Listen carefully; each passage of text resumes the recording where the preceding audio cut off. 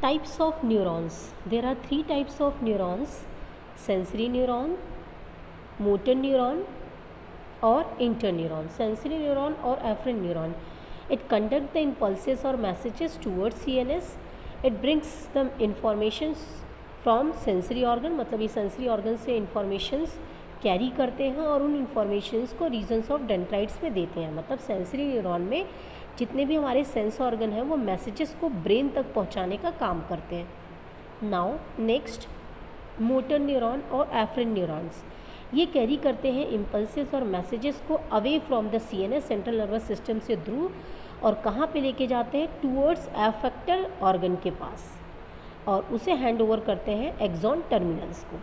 Means एफेक्टर organs जो होते हैं हमारे मसल्स वगैरह, मतलब जो हमारा ब्रेन होता है, सेंसरी ऑर्गन ने ब्रेन तक जो मैसेजेस भेजा है वो हमारा ब्रेन मैसेजेस किसको भेजेगा? एफेक्टर ऑर्गन को. This is the work of motor neuron.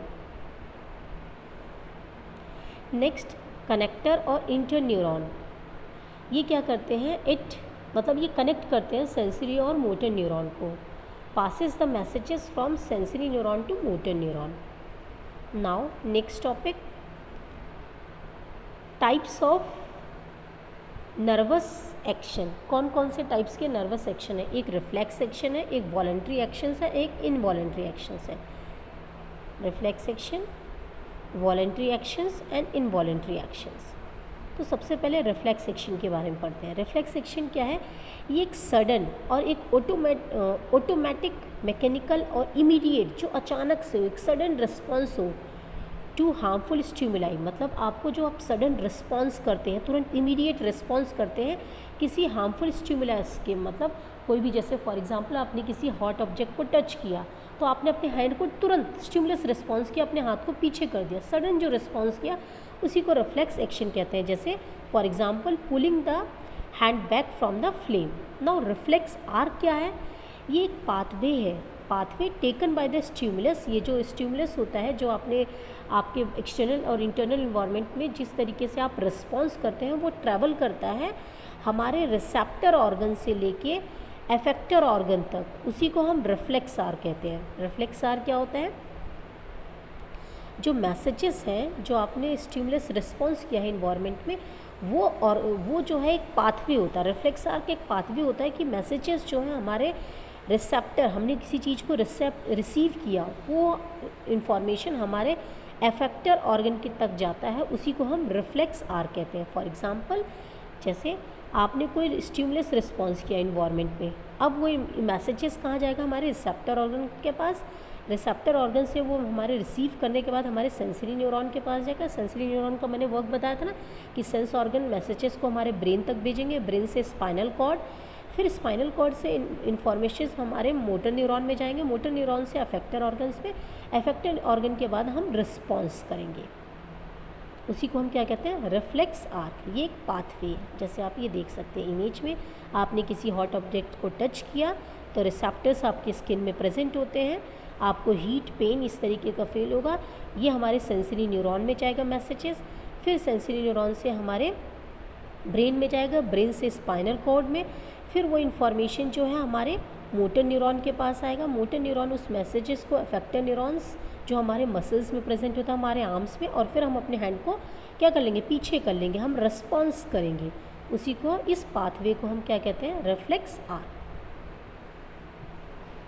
Now involuntary actions. Involuntary actions वो एक्शंस होते हैं जो हमारे कंट्रोल में नहीं होते हैं, perform without consulting the will. मतलब ये एक्शंस एक ऐसे एक्शन होता है which is not in our control, हमारे कंट्रोल में नहीं होते. ये हमारे इंटरनल ऑर्गन्स में फंक्शंस करते हैं. जैसे for example digestion, respiration, heart beats, ये जितने भी इंटरनल आपके ऑर्गन्स में जो आपकी बॉडी के अंदर होते हैं, ये क्या है? हमारे इनवॉलंटरी एक्शंस हैं.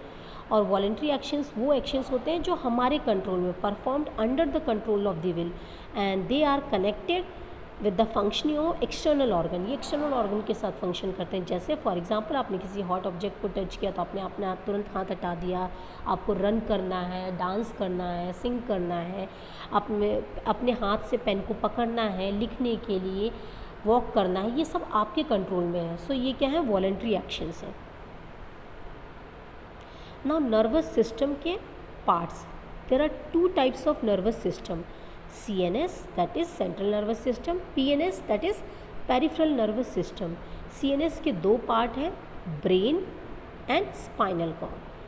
PNS क्या है? Peripheral nervous system. इसके दो पार्ट्स हैं, एक वॉलेंट्री नर्वस सिस्टम, एक इनवॉलेंट्री नर्वस सिस्टम, जिसे हम ऑटोनॉमिक नर्वस सिस्टम भी कहते हैं. नाउ वॉलेंट्री नर्वस सिस्टम में हमारे आते हैं क्रेनियल नर्व्स और स्पाइनल नर्व्स. मतलब जो ब्रेन से मैसेजेस आगे हमारे जाते हैं, जो नर्व्स हमारे ब्रेन से निकलते हैं उसे क्रेनियल नर्व्स कहते हैं, और जो नर्व्स हमारे स्पाइनल से निकलते हैं, स्पाइनल कॉर्ड से, उसे स्पाइनल नर्व्स कहते हैं. ये हमारे वॉलेंट्री नर्वस सिस्टम होते हैं. इनवॉलेंट्री नर्वस सिस्टम में हमारे आते हैं सिंपैथेटिक नर्वस सिस्टम और parasympathetic nervous system. Cranial nerves क्या होते हैं? वो नर्व्स जो अराइजेज होते हैं ब्रेन से, एंड स्पाइनल नर्व्स वो नर्व्स होते हैं that arises from spinal cord. Now sympathetic and parasympathetic nervous system ये कंट्रोल करते हैं functioning of various internal body parts. हमारे बॉडी के जो जितने भी इंटरनल पार्ट्स होते हैं उनको कंट्रोल करने का काम करते हैं. तभी तो ये हमारे इनवॉलेंट्री एक्शंस को कंट्रोल करते हैं. Now human brain we will cover in next class. Thank you everyone.